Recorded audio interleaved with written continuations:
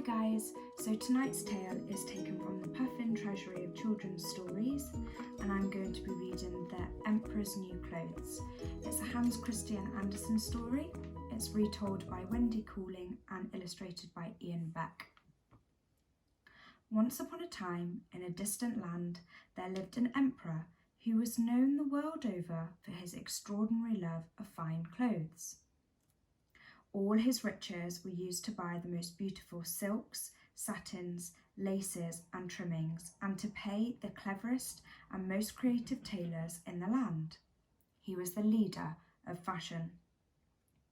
Unlike other kings and emperors, he was not interested in his army, although he did like his soldiers to look splendid when they escorted him on royal visits.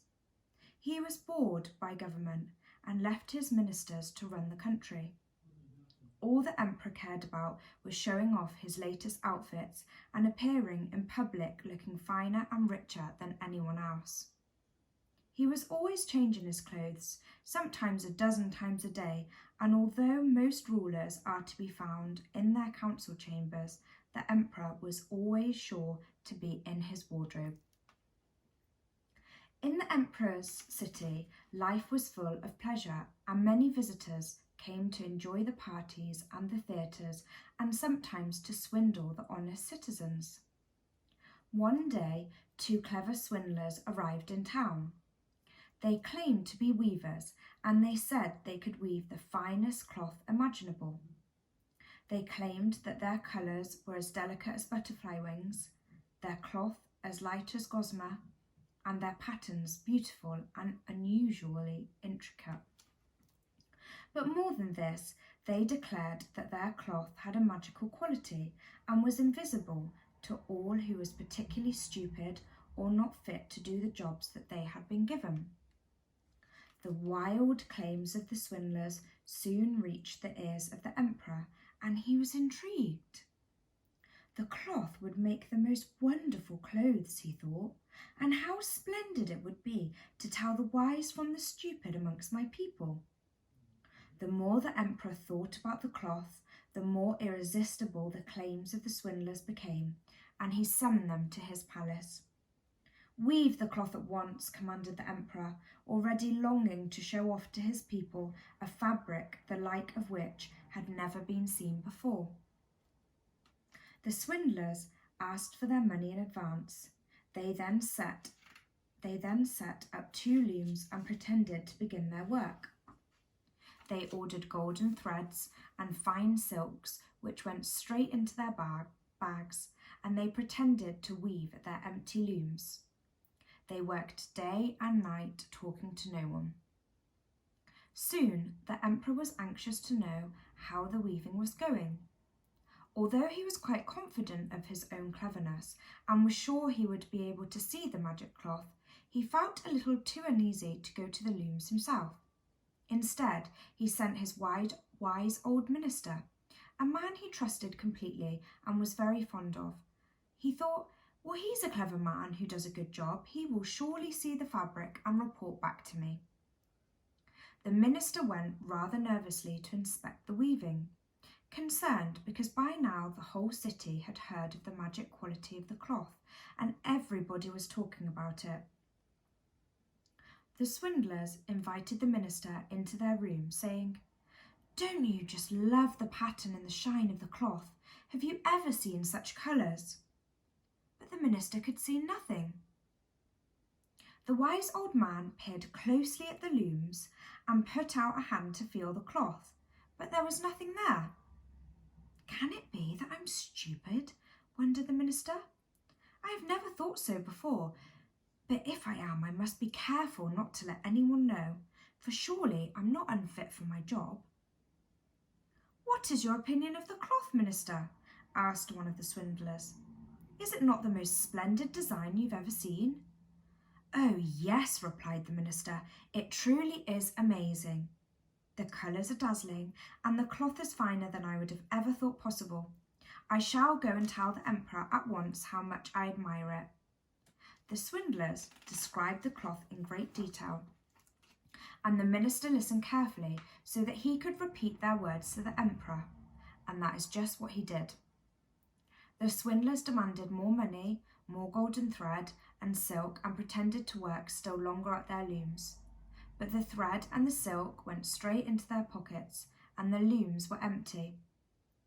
Soon the emperor, impatient to know how the work was going, sent another honest man to check on progress. "Isn't it looking wonderful?" remarked one of the swindlers as the official came to inspect the cloth. But the official, too, could see nothing, and like the minister before him, dared not to admit it. How could he say he'd only seen empty looms and still be considered wise? "I am sure I'm good at my job," he thought. "I'm not stupid, but I can't risk honesty." And so, like the minister, he spoke in glowing terms of the wonderful cloth he had not seen and the extraordinary designs that did not exist. Now everybody was talking about the cloth, and the whole city was buzzing with excitement. The emperor could wait no longer and went with some of his courtiers and the minister and the official who had been before to see the magic cloth before him. The swindlers, as usual, were only pretending to weave, and still their looms were empty. The two men who had visited before quickly pointed out the wonders of the material that they thought perhaps the others could see. The emperor looked at the empty looms and was shocked, but he managed to keep his face expressionless. "I can see nothing," he thought. "Can it be that I am stupid? Am I not fit to be an emperor?" He looked closer and closer and could still see nothing. Soon, like the others before him, he was nodding his head in approval and saying, "Yes, it is very beautiful. It's unlike anything I've ever seen before." How could he admit that he'd seen nothing and be thought of as a fool? The courtiers with him, desperate to be thought wise, all praised the cloth, although they too could see nothing. They spoke in turn, each more extravagantly than the one before. Cries of "amazing," "wonderful," "spectacular," "unbelievable," "superb" echoed around the chamber.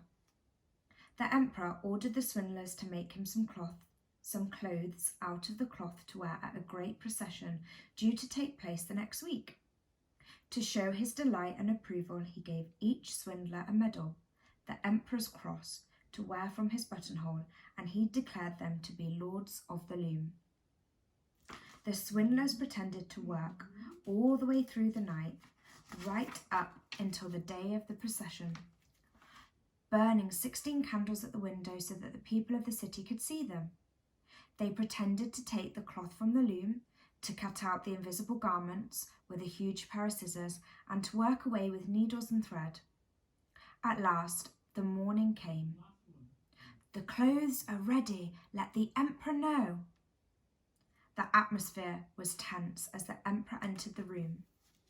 The swindlers held the invisible garments against him, asking him to admire the coat, the trousers, and the cloak with its long flowing train.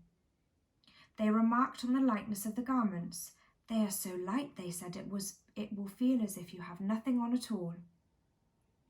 The confident swindlers smiled at everybody in a relaxed fashion. "May we now dress your majesty in the new clothes?" asked one, and the emperor slowly took off the clothes he had on. The swindlers helped him into his new invisible trousers, jacket, and cloak, and the emperor looked in the mirror, still able to see nothing at all. His servants admired his clothes, saying, "You look wonderful, your majesty. The fit is perfect." But still the emperor could see nothing. The emperor took his place under a canopy and waited for the grand procession to take place.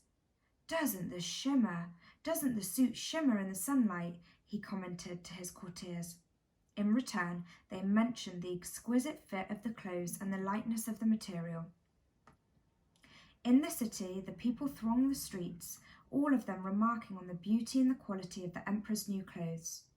No one wanted to be thought stupid. No one admitted that they could not see the clothes.